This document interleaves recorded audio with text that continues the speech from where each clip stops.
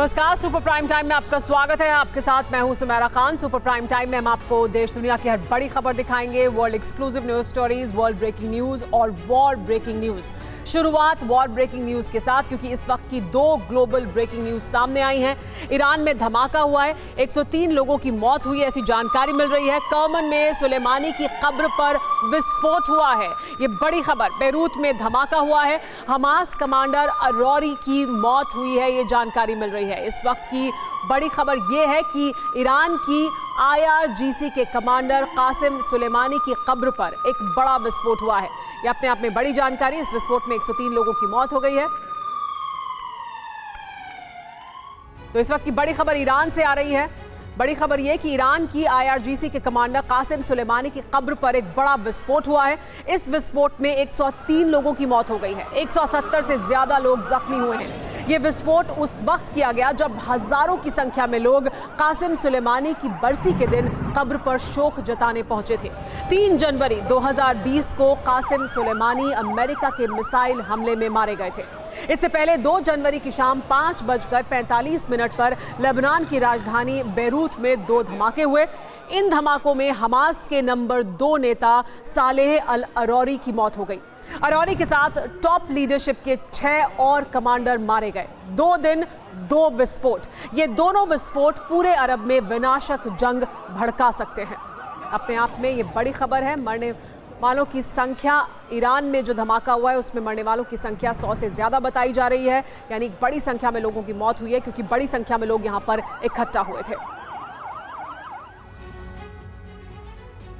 लेकिन इस बीच इजरायल और हमास का युद्ध अब विश्व युद्ध में बदलने की ओर बढ़ रहा है, क्योंकि 2 जनवरी को बेरूत की राजधानी में ऐसा मर्डर हुआ जो अंतर्राष्ट्रीय जगत की सबसे बड़ी हलचल बन गया। हमास के नंबर 2 नेता सालेह अल अरौरी के घर पर एक धमाका हुआ और उसके साथ 6 हमास कमांडर भी मारे गए। इसके बाद तल अवीव से वॉशिंगटन तक अलर्ट जारी हो गया। हमास और लेबनान का दावा है कि इस हत्याकांड के पीछे इजरायली खुफिया एजेंसी मोसाद का हाथ है। हमास की टॉप लीडरशिप के 7 नेताओं के मारे जाने के बाद दोहा से गाजा तक तनाव है और आशंका है कि अरौरी की मौत का प्रतिशोध एटम बम ब्लास्ट तक भी जा सकता है।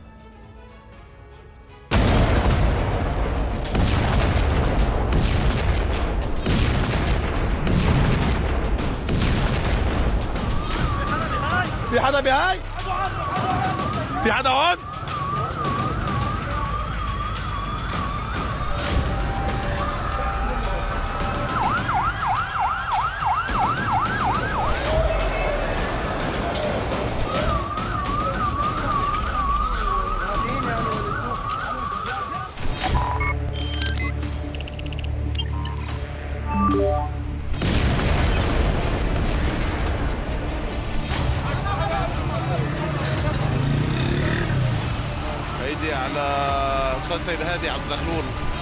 लेबनान की राजधानी धमाके से दहल उठी।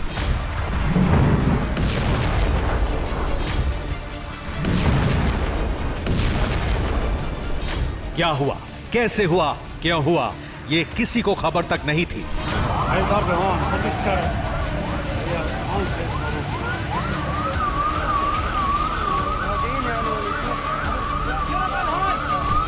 बस सुनाई दिया जोरदार धमाका, दिखाई दी लपटें, उठता नजर आया धुएं का गुबार।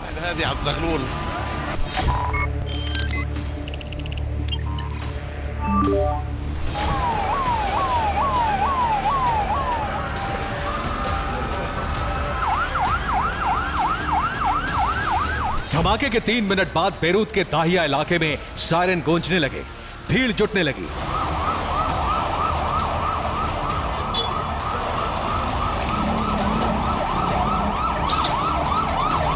इसके बाद बेरूत की राजधानी से एक ग्लोबल ब्रेकिंग न्यूज दुनिया भर में फैल गई।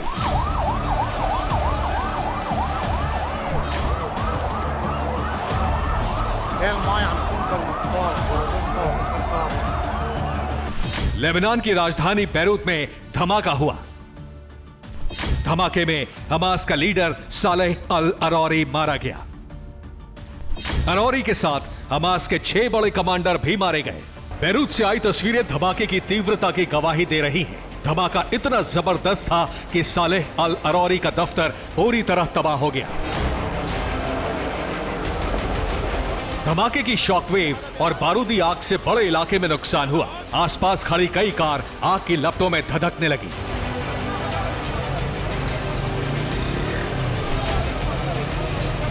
विस्फोट के बाद मौके पर भीड़ जुट गई। सालेह अल अरौरी जिस इमारत में मौजूद था उसकी पहली मंजिल तबाह हो गई। विस्फोट इतना तेज था कि बिल्डिंग के पिलर भी तहस नहस हो गए। मौके पर पहुंची मेडिकल और रेस्क्यू टीम ने इमारत में ऑपरेशन शुरू किया। इस इमारत से सालेह अल अरौरी का क्षत विक्षत शव मिला। धमाके से अरौरी के शरीर के कई छोटे छोटे टुकड़े हो चुके थे। सालेह अल अरौरी का मारा जाना आम बात नहीं है। अरौरी हमास के अल कस्साम ब्रिगेड का संस्थापक था। इसके साथ ही हमास के राजनीतिक ब्यूरो का उप प्रमुख भी था।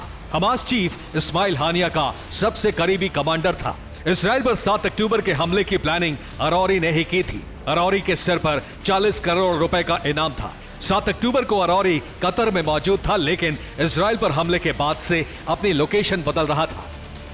ये सालेह अल अरौरी की 7 अक्टूबर की तस्वीर है, जिसमें वो इजराइल पर जबरदस्त हमले के बाद इस्माइल हानिया के साथ शुक्राने की नमाज पढ़ रहा है।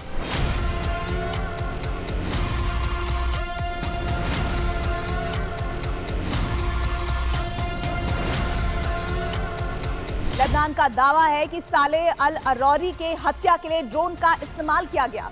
अरौरी की हत्या के लिए इजराइल को जिम्मेदार ठहराया जा रहा है, लेकिन उसकी हत्या के पीछे पार्ट थ्योरी है।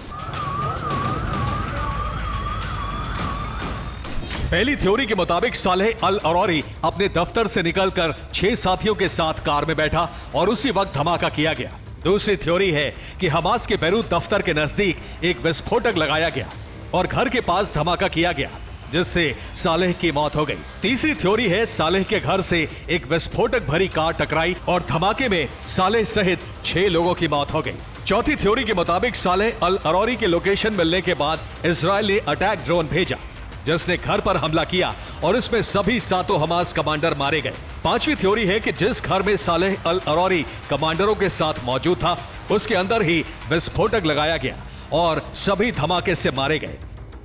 यह हमला हमास के लिए बहुत बड़ा झटका है, क्योंकि इसमें हमास की टॉप लीडरशिप के कई लोग मारे गए हैं। सालेह अल अरौरी के साथ समीर फेंदी भी मारा गया। समीर दक्षिणी लेबनान में हमास के ऑपरेशंस का प्रमुख था। मारे जाने वालों में दूसरा कमांडर है आजम अल अकरा। अकरा हमास की मिलिट्री विंग अल कस्साम का बड़ा नेता था। तीसरा कमांडर है मोहम्मद जकी शाहीन। यह हमास की अल कस्साम ब्रिगेड के इंटरनेशनल अफेयर्स संभालता था। चौथा कमांडर है मोहम्मद बशाशा। बशाशा लंबे समय तक गाजा में रहा है और अल कस्साम ब्रिगेड की अहम जिम्मेदारी संभालता था। सालेह के साथ 5वां कमांडर मारा गया है मोहम्मद अल रईस। रईस अल कस्साम ब्रिगेड के गाजा ऑपरेशंस का सब चीफ कमांडर था। छठा कमांडर था उसामा हम्माद। हम्माद हमास की पॉलिट ब्यूरो का अधिकारी था और हमास का प्रवक्ता भी था। हमास कमांडरों के धमाके में मारे जाने के बाद शक की सुई इजराइल पर जाकर ठहरती है, क्योंकि इजराइल कई साल से सालेह अल अरौरी की हत्या की प्लानिंग बना रहा था। अरौरी के साथ साथ इजराइल के निशाने पर हमास के कई टॉप कमांडर थे। माना यह जा रहा है कि सालेह की हत्या का प्लान इजराइल की खुफिया एजेंसी मोसाद ने तैयार किया है।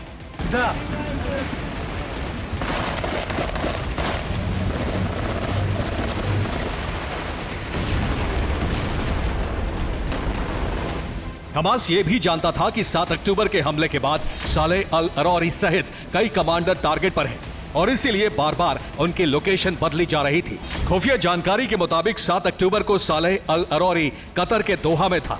21 अक्टूबर के बाद वो जॉर्डन चला गया। यहां से 11 नवंबर को एक बार फिर कतर के सेफ हाउस पहुंचा। 29 नवंबर को सालेह अल अरौरी मिस्र चला गया। 11 दिसंबर को मिस्र से लेबनान की राजधानी बैरूत पहुंचा। अरब मीडिया के खुफिया सूत्रों के मुताबिक मोसाद ने सालेह अल अरौरी की टीम में एक एजेंट तैनात कर दिया था। इस बात की खुफिया जानकारी मिली है। दावा है कि मोसाद को 17 दिसंबर को अरौरी की बैरूत सेफ हाउस लोकेशन की जानकारी मिल चुकी थी, लेकिन 2 जनवरी तक इंतजार किया गया। मोसाद के एजेंट ने बैरूत सेफ हाउस में 2 जनवरी को बड़ी बैठक की खबर दे दी थी। ऑपरेशन से एक दिन पहले एजेंट प्लान के तहत मामूली तौर पर जख्मी होकर छुट्टी चला गया। इसके बाद लेबनान में मौजूद इजरायली एजेंट ने अरौरी की कार में एक्सप्लोसिव लगा दिया। हत्या के लिए एक प्लान बी भी तैयार किया गया। प्लान बी के तहत घर पर हमले के लिए एक ड्रोन तैयार रखा गया। 2 जनवरी की शाम अरौरी के घर के पास 2 धमाके हुए। माना जा रहा है कि पहला धमाका कार में हुआ और दूसरा ड्रोन हमले से। अरौरी की हत्या का फुल प्रूफ प्लान तैयार किया गया था ताकि किसी भी सूरत में वो और उसके साथ हमास की टॉप लीडरशिप बचने ना पाए।